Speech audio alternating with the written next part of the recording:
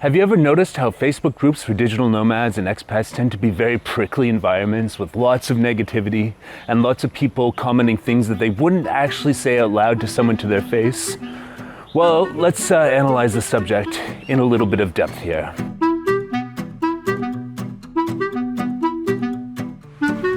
So welcome to Rising Nomad. This is Eric and I'm on the island of Koh Phangan in Thailand right now, and it's one of those days where it's sunny and then all of a sudden it rains and then it gets sunny again, and you really don't know what you're going to experience when you go and walk around today. So yeah, I might get wet, and this is kind of the feeling that I get when I'm on expat and digital nomad and foreigners Facebook groups, where people tend to share info about being an expat, living abroad and all that sort of stuff. And then there's always some people in the comments who just love to roast other people. It's really a jungle out there. It's really a jungle. I mean, and you don't know if someone's gonna bite you at any moment because, well, it's the internet. And while it might be good for a laugh sometimes, like, you just ask yourself, like, is this the world that you want to live in as an expat, where other expats are like really eager to bite your head off over everything and anything that you might post? And well, these people don't have a social filter that they would have if they were, face to face at a party or an event talking to you. So why is this excusable, and why is this the world that we want to live in online as expats and digital nomads? So this doesn't actually seem to be exclusively an expat group problem. It seems to be an internet thing in general, where people just feel it's okay to be negative, sarcastic, and they think that they're witty. And it really just, it's not a good vibe for me and the type of life I want to live. But yeah, people seem to think that when they're on the internet posting to other people, they can basically discard this level of manners that they would normally have in social interactions. And I think that that's really unfortunate. But yeah, it happens all over the place. But it seems like expats are particularly prone to wanting to roast other expats and wanting to start arguments and conflicts and all that sort of stuff.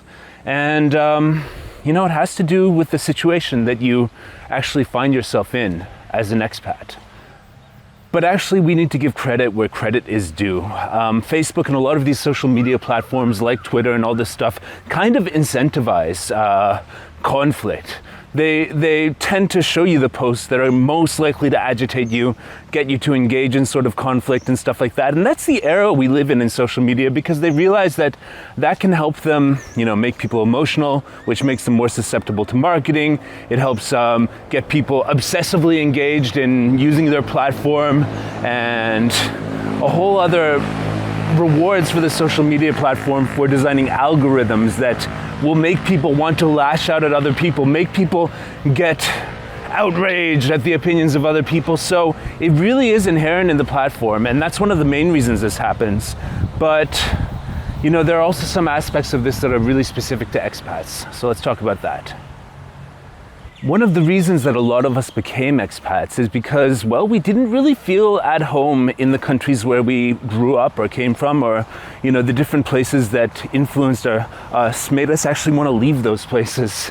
And so the influence is very much of someone feeling like they're an outsider, someone feeling like they know better than other people, and someone feeling like they're so smart for having discovered the expat life. I can certainly say that I do feel like I'm a really smart guy for discovering how much better life is abroad than it was in Canada.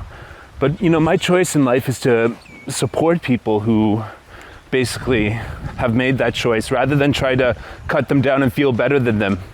There's this old hipster thing which is like present in expats, and it's basically like, well, Thailand was so much cooler before all the digital nomads came, says a digital nomad. And always these people want to feel like they're the first ones who ever discovered a place like the island of Koh Phangan. Oh shit, it's raining. Here we go.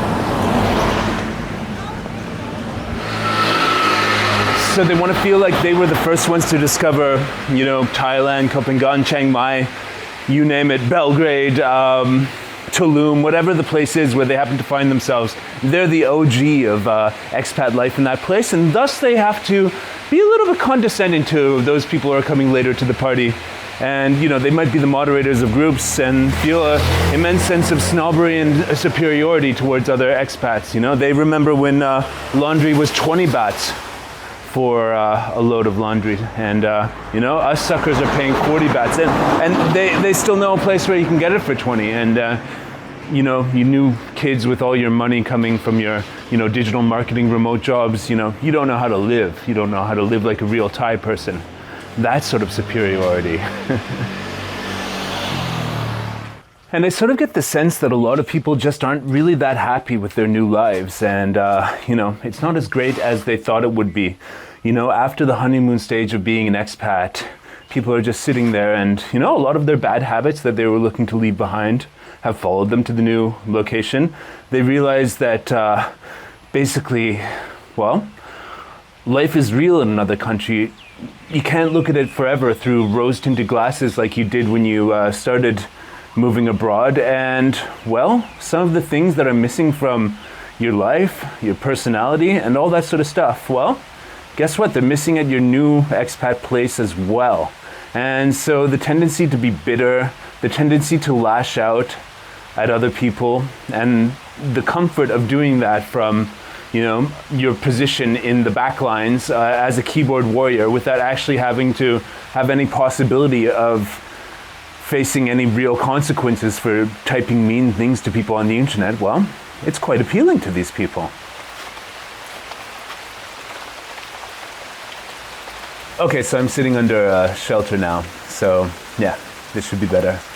So a lot of people might have mental health issues that are temporarily alleviated by lashing out on other expats on expat forums and criticizing everything from their approach to the local culture, to their political opinions and all that sort of stuff. And it's just all a bunch of nonsense. We really have to start, if we want to evolve as a society, we really have to look at people who want to start conflict as some sort of mental health case, and they're temporarily alleviating whatever inadequacy they have in their own psychology by lashing out at other people. So, forming a us versus them narrative on an expat group might leave them a moment where they can actually feel less alone. Lots of these expats suffer from isolation, so they need to feel like they're a part of a group of expats and the best way to feel a part of a group is to be against another group and construct this us versus them narrative. And a lot of people, I touched on this, they might not be happy with their life that they've found in the new location. They may have fallen in love with the country, but then realized after they moved that it's a horrible place to do business. A lot of these forums are full of people asking, how do I get a job in Serbia? How do I get a job in Colombia? And the answer is usually don't.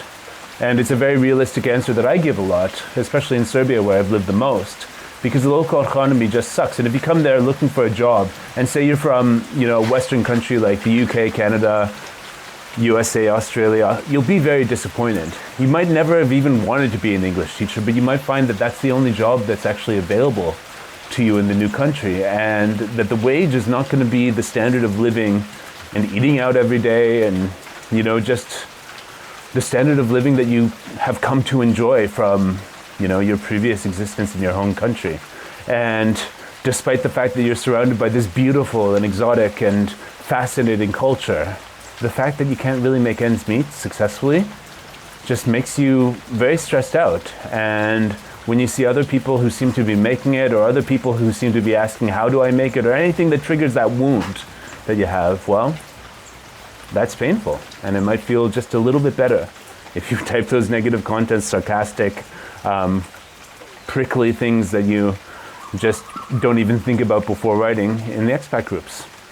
So what's the solution, folks? Well, the only one that I can think of is basically having a lot more communities that are well curated in terms of the people that are accepted into those communities and the way that they're actually held accountable to holding conversations that are actually beneficial to people's journeys as expats. And so that's why we've started this YouTube channel. That's why we've started the Rising Nomad Facebook group and our also internal community that's more exclusive. And basically, the idea is that we want to create a space where people can just help each other on their journeys full stop, where they're not going to debate about issues that don't really focus around that. It's all about individual digital nomads and expats and making a community of them where they're helping each other to achieve their best lives possible, because, well, there's so many benefits to being an international traveler, digital nomad, expat, and the mind-blowing possibilities to go around the world and live a life that your ancestors only dreamed of.